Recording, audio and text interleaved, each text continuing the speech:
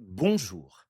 Vous allez écouter une création inspirée de mon incarcération en hiver 2026. Cette lecture de mes textes sera faite par moi et une dizaine de personnes. Elles resteront anonymes, mais je les remercie chaleureusement pour leur gentillesse, humanité et fidélité. Deux possibilités s'offrent à vous. La première, écoutez l'œuvre entièrement sans coupure. La seconde, il vous est proposé un découpage en 6 parties. Enfin, cet été, une version plus visuelle sera proposée sur YouTube. Bonne écoute de ces presque 2 mois.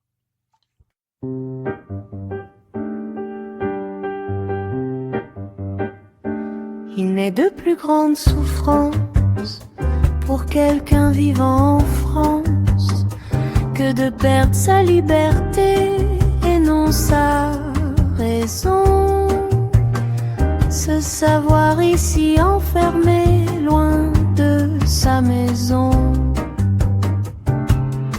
Et pourtant heureux d'être là.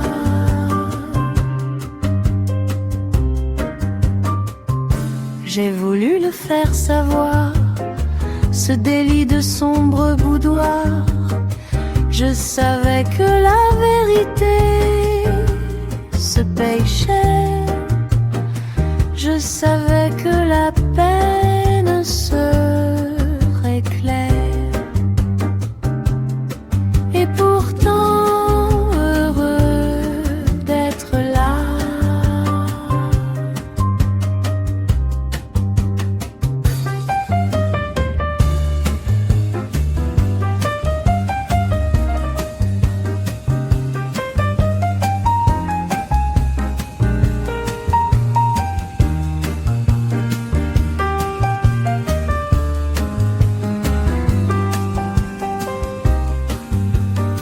Lentement mon esprit sombre, ne pas créer pour moi une tombe.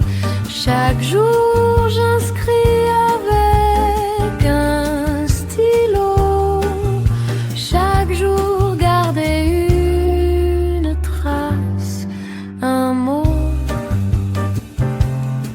Et pourtant heureux d'être là.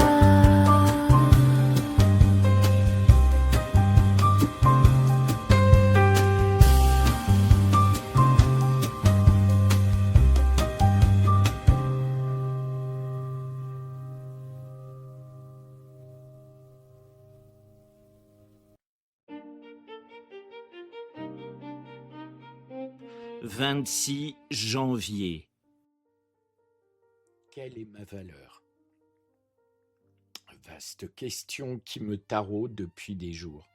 Les esprits chagrins feraient à haute voix une démonstration arithmétique humiliante. Ceci plus cela moins ci, plus ça, le tout divisé par et cela égale à tant. Mais on me jetterait au visage que le prisonnier que je suis coûte tel montant à la société. Dès que cette somme correspondrait à mon quotidien, ici en prison, il y a fort à parier qu'on s'empresserait d'annoncer le prix pour la semaine, au mois et bien sûr à l'année. Ma valeur se résumant alors à un prix en euros, prix qui s'avère être un coût, et me voici devenu une valeur négative, en somme un poids. Il est difficile alors de dire que l'on emprisonne les gens pour qu'elles et ils paient leurs dettes à leur société. Car pour la société, nous devenons des gens qui paient en s'endettant, sorte de crédit à la consommation délirant. Pourtant, la vie civile, dans cette vie-là, si vous vous retrouvez en surendettement, il existe des protocoles pour vous aider à vous en sortir. C'est contraignant pour un temps, c'est humiliant pour un temps aussi. Mais ce mauvais temps passé, vous vous retrouvez comme neuf, apte pour un retour à une vie normale pour la société, pas pour la prison. Les gens vous considèrent comme à jamais redevable de quelque chose. Rares sont ceux qui vous voient comme ayant payé votre dette à la société. Et comme l'humain est souvent lâche, les javert pullulent emmitouflés dans leur habit de soi-disant honnêtes gens, bons citoyens.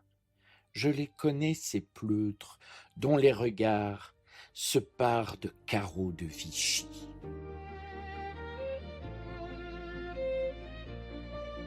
27 janvier. Et puisqu'il n'y a pas d'ailleurs, il n'y a que le présent enchaîné à un ici plénipotentiaire. Ici présent, présent ici, et sans surprise, ni en d'autres temps, ni en d'autres lieux. Certains bruits sourds dans le couloir peuvent nous annoncer des choses à venir qui ne sont pas dans ce présent, et la plupart du temps, elles sont à vivre ici et rapidement. Ce seront les repas, les rendez-vous médicaux ou psychiatriques, la bibliothèque, la cour pour marcher, la salle avec quelques appareils pour les activités physiques, les intervenants sociaux, juridiques, ou ceux venant visiter les prisonniers afin, avec eux, d'échanger, parler entre êtres vivants. Les bruits du couloir nous apprennent rapidement les us et coutumes.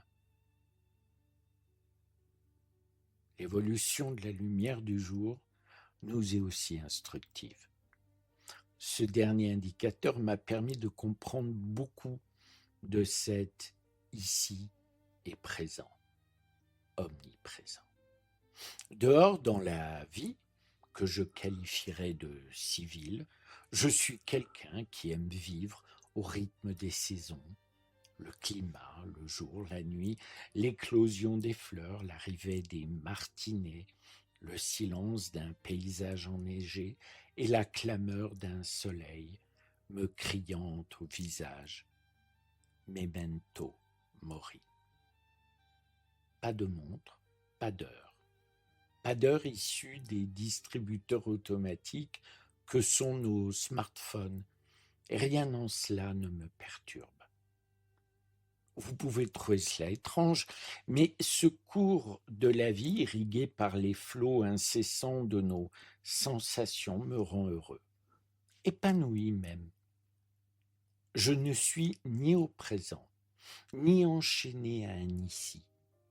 Le spectacle des saisons qui s'offre à ma fenêtre m'a déjà emporté ailleurs. Je fais partie de ce cycle, je ne l'ai jamais oublié. Et comme après l'hiver vient le printemps, ici, Corba appartient à la France, à l'Europe. Tant qu'un nuage ponctuera le ciel, que je contemple, tant qu'une mésange picorera encore les graines que je lui donne avec régularité, tant que le vent emportera feuilles mortes et parapluies dans un champ que je n'ai jamais qualifié d'hurlement, alors je ne serai jamais emprisonné dans un ici ni un maintenant.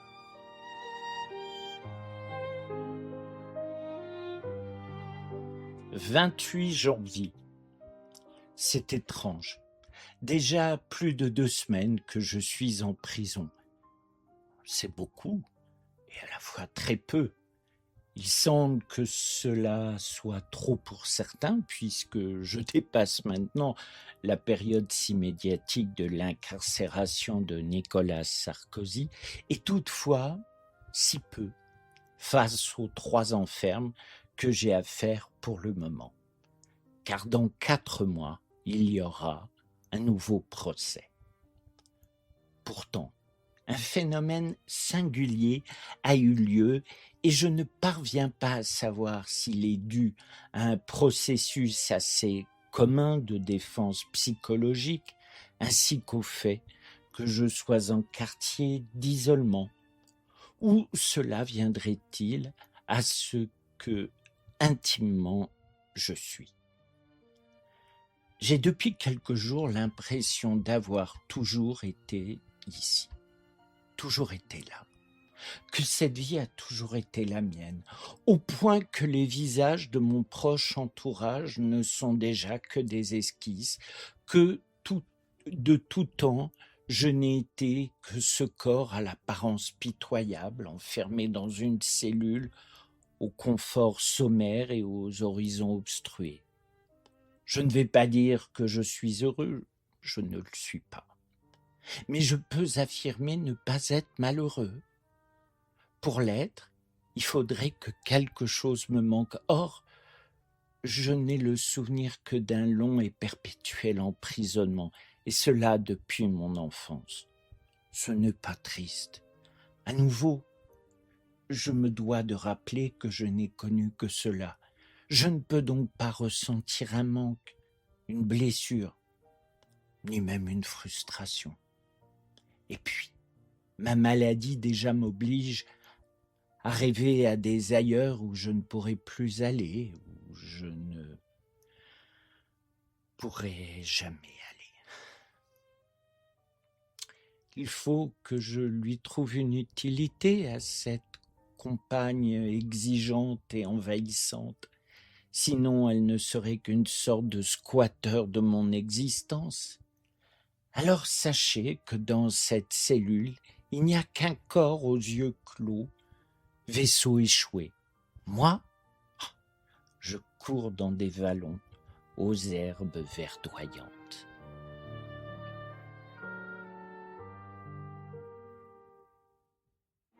« 29 janvier. Et puis il y a eux. Eux, ce sont nos gardiens. Je dois bien avouer que je ne m'étais fait aucune idée préconçue sur ce qu'ils et elles pouvaient être. C'est étrange comme réflexion, comme si être gardien de prison devient constitutif. En somme, être un gardien serait être un gardien. Berk, quelle horrible pensée, moi qui suis contre les assignations. Alors j'ai attendu avant de les imaginer, j'ai attendu de les rencontrer, de les côtoyer. Je n'irai certainement pas dire de les connaître. Dès lors, il faut essayer de les comprendre, eux et surtout la situation inconfortable dans laquelle leur profession les place. Et sans oublier les exigences et les mépris qu'a la société envers eux. Et cette société, c'est vous?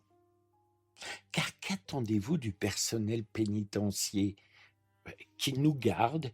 Et comme nous sommes des détenus, cet acte doit être rempli d'une dureté, d'une vigilance, d'une absence d'humanité et de compassion, puisque nous ne sommes plus que des condamnés. La garderie de charmants bambins ou d'adorables petits vieux n'est pas ici de mise. Cela doit être à la dure. Mais dans vos exigences, avez-vous pensé à eux, à ces gardiennes et à ces gardiens?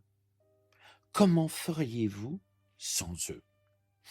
Comment ce qui est un rouage de l'appareil judiciaire et qui est donc constitutif, régalien à notre République, je parle ici des tabous, des fautes, des limites de la réparation, de la peine, de l'ordre, de l'harmonie, de l'équilibre. Je repose donc ma question. Sans eux, comment feriez-vous? Et pourtant, sans égard ni remords, ils et elles se retrouvent, eux aussi en prison. Eux aussi sont regardés bizarrement, voire avec crainte ou dégoût, lorsqu'ils évoquent ce lieu où ils ne font que travailler. Alors conscients qu'à mon minuscule niveau, je suis un des éléments de cette trame composant cette gigantesque machine à broyer, je souris. Je leur souris. Je sais, ce n'est pas grand-chose, c'est même très certainement ridicule, mais je leur souris. Je leur souris honnêtement. Je leur souris affectueusement.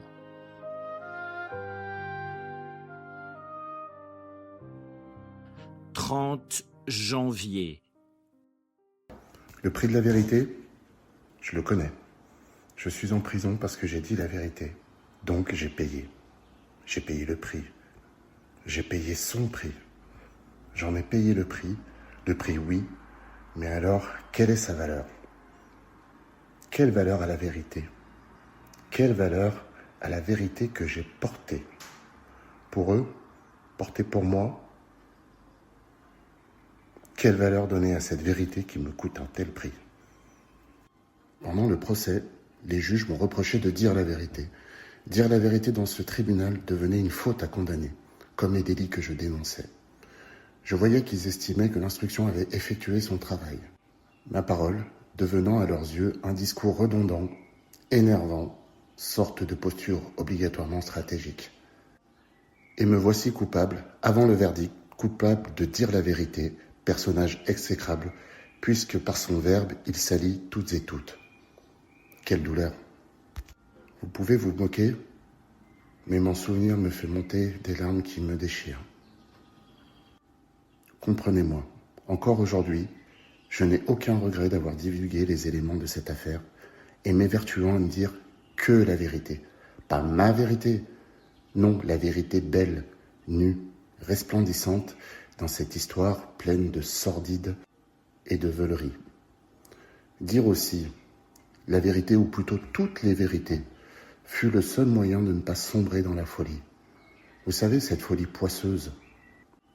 Pour imager ce que je ressentais jusqu'au verdict, j'avais l'impression d'être un de ces oiseaux marins repêchés alors qu'ils sont englués d'une marée noire. J'ai été le support sur lequel s'est répandue la convergence des abjectes passions de ces gens.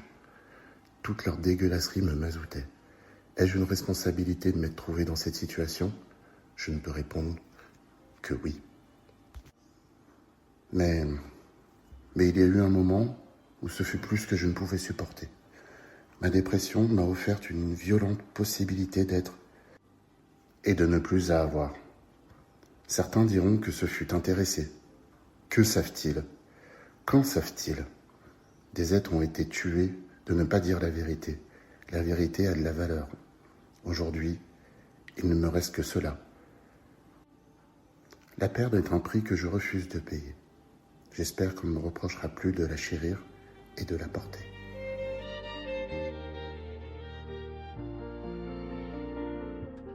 « 1er février.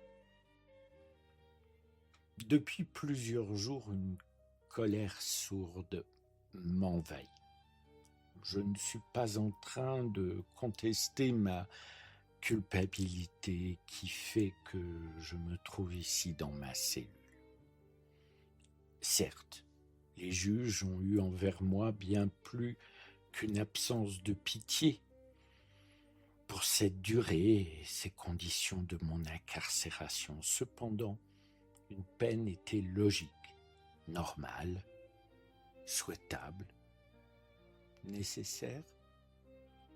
Non, là n'est pas le sujet qui génère en moi une colère qui monte lentement comme une sorte de polluant reflué par un siphon bouché. Et cela envahit tout mon corps et mon esprit. À quoi sert cet enfermement? Que va-t-il apporter aux victimes, à la société et finalement à moi? Être embastillé à ne rien faire, cela est-il les victimes? Cela me rend-il meilleur? Que vais-je devenir en sortant?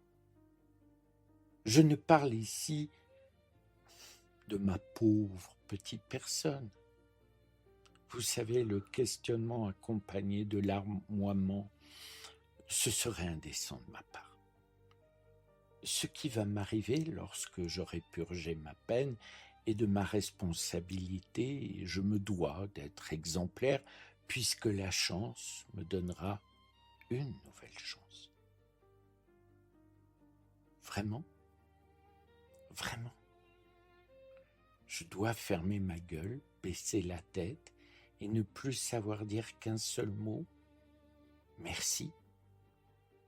Mais vous savez, ce merci qu'on attendait autrefois de l'esclave, un merci qui résonne comme les échos de la soumission et de l'absence de libre arbitre. Car non, les gens qui ont fait de la prison ne sont plus comme monsieur et madame tout le monde. La suspicion, le doute, la crainte, la remontrance sont devenus des tatouages, des scarifications qui nous poursuivent. Je suis en colère car je comprends la défiance autour de nous, parce qu'en effet, rien n'est réalisé pour que nous devenions un ou une autre que celle ou celui que nous étions à notre entrée en prison. À qui la faute? Ce ne sont ni les juges, ni le personnel pénitentiaire, ni les forces de l'ordre, ou même les détenus, des politiciens ou des citoyens. Cette faute est collective.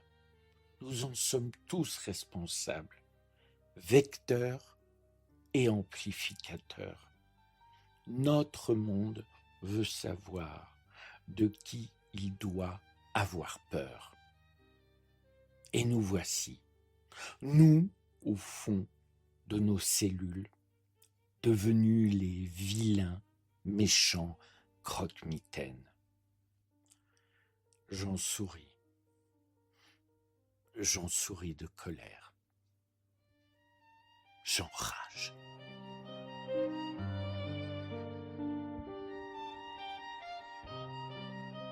2 février. On m'a changé de cellule. Roulement nécessaire afin que nous puissions conserver notre anonymat protecteur. Nous, les détenus gardés en quartier d'isolement. Sorte de jeu du chat et de la souris.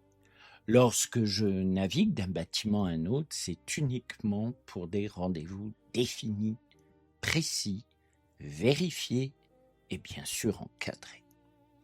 Je suis toujours accompagné d'un gardien, mais surtout, je ne dois jamais entrer en contact avec les autres détenus. Il en résulte une sorte de tango carcéral. En couchant ces lignes sur le papier me revient en mémoire le tango de la comédie musicale américaine Chicago intitulé Cell Block Tango. Car oui, c'est bien un vrai tango auquel je dois m'adonner pour me rendre à mes rendez-vous et pour en revenir. Marche dans le couloir, droit, stop. On attend qu'une porte s'ouvre en avant. Annonce de notre venue par le gardien qui m'escorte via son talkie-walkie. On avance en ralentissant, nouvelle intersection, stop, en arrière. Il reste un détenu dans le couloir que nous devons prendre. Stop, on attend. Le gardien redonne l'information qu'il accompagne un QI, comprenez, un détenu du quartier d'isolement. Cette expression exprime de manière explicite qu'il faut faire place nette devant nous. En dehors du personnel, nous ne devons croiser personne d'autre. Le détenu est passé, la porte s'ouvre, nous continuons en avant. On tourne? Oui, peut-être, ou pas. On avance? Oui, parfois, mais on attend aussi. On recule, on monte, on descend, mais surtout, on attend.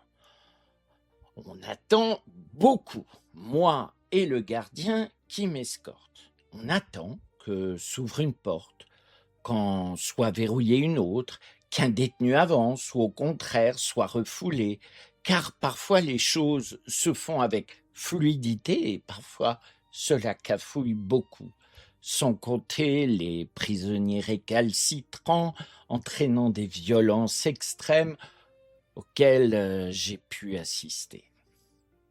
L'attente comme moteur de traction, mobilis in mobile.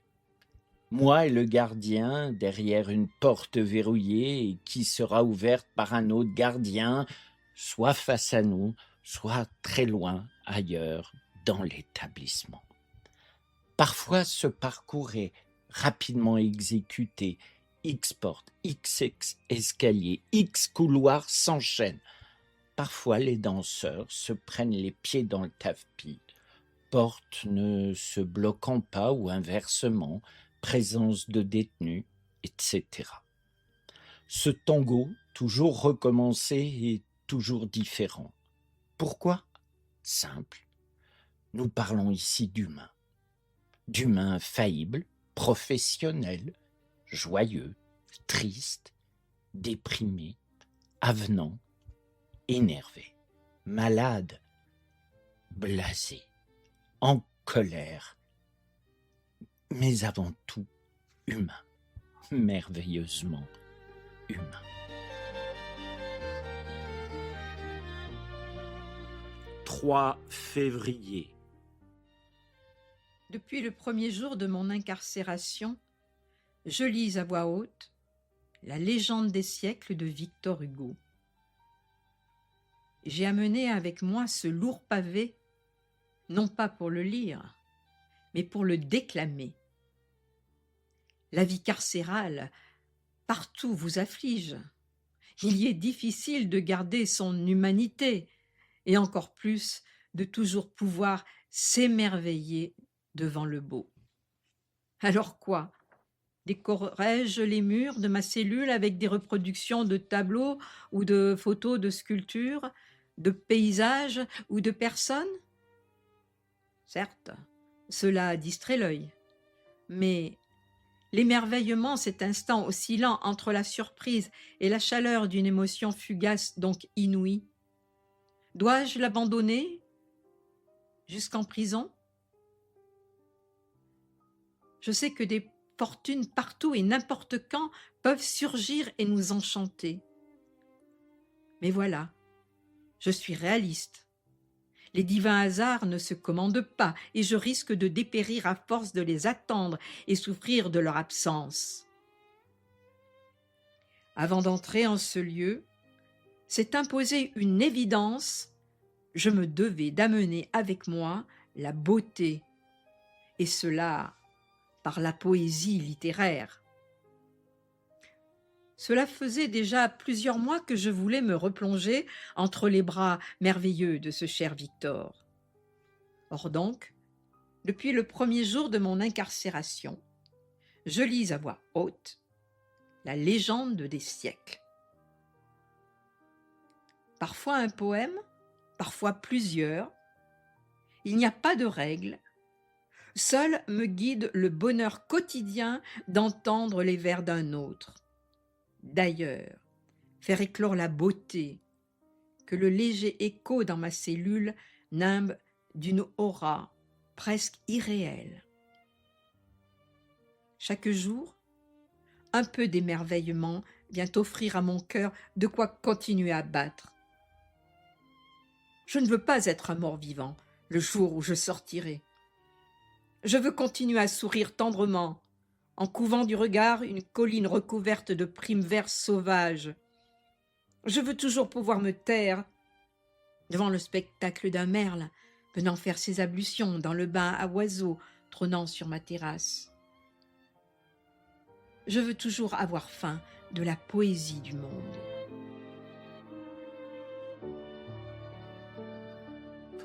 « 4 février. Connaissez-vous la haine ?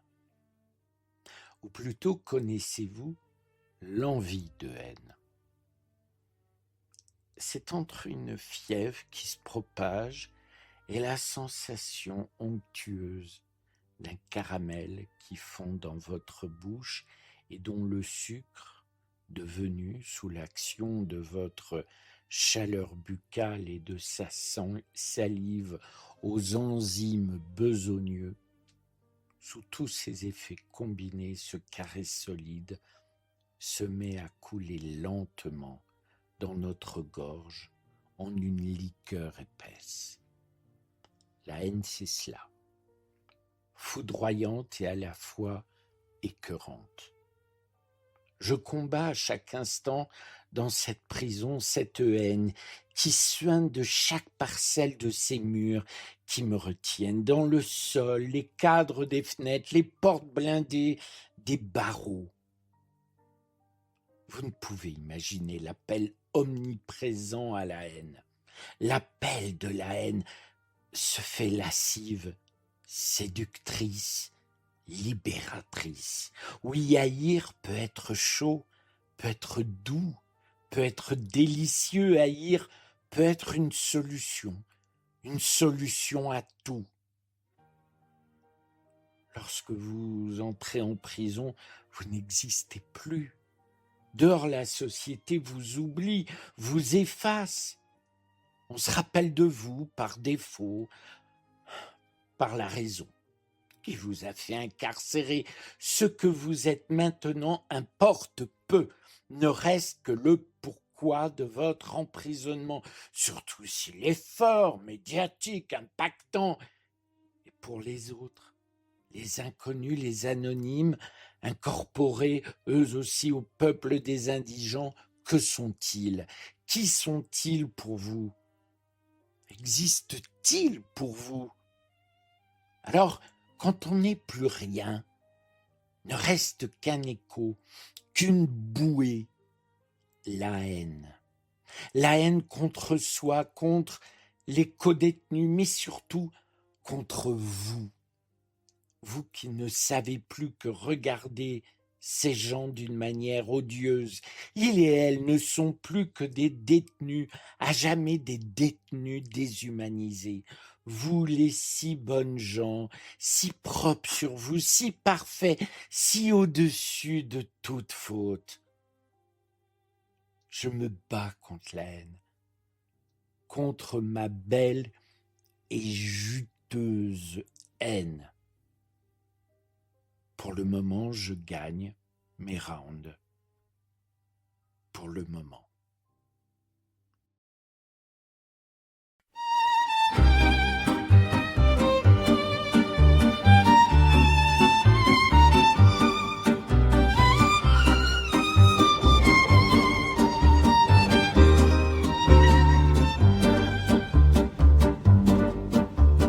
Le corps est un bateau ivre. On pense qu'il nous appartient, folle illusion. Notre corps peut nous trahir. Il est juste l'amant d'un matin, il n'est pas nôtre. En ces murs, chère maladie, tu n'es pas mon ennemi, sourde de raison. Je la vois telle la mort sourire. Soigner devrait être son nadir. La peur est notre. La maladie seule sait nous réunir. Nous sommes tous différents, tous bretteurs. Elle sait mieux que quiconque nous punir. Elle sait nous faire battre d'un seul cœur.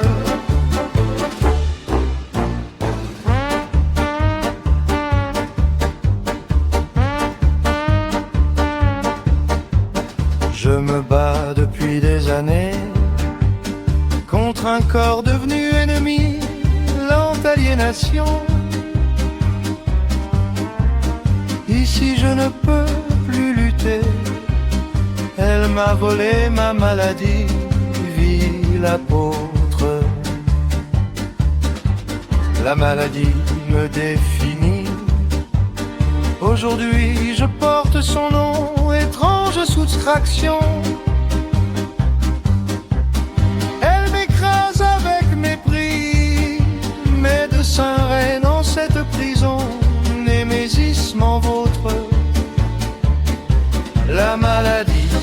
sait nous réunir. Nous sommes tous différents, tous bretteurs. Elle sait mieux que quiconque nous punir. Elle sait nous faire battre d'un seul cœur. Je ne suis plus un malade, mais un prisonnier. Son prisonnier, le sien, sa chose, sa poupée. La maladie seule sait nous réunir. Nous sommes tous différents, tous bretteurs. Elle sait mieux que quiconque nous punir. Elle sait nous faire battre d'un seul cœur. La maladie seule sait nous réunir. Nous sommes tous différents, tous bretteurs. Elle sait mieux que quiconque nous punir. Elle sait nous faire battre d'un seul cœur. La maladie seule sait nous réunir. Nous sommes tous différents, tous bretteurs.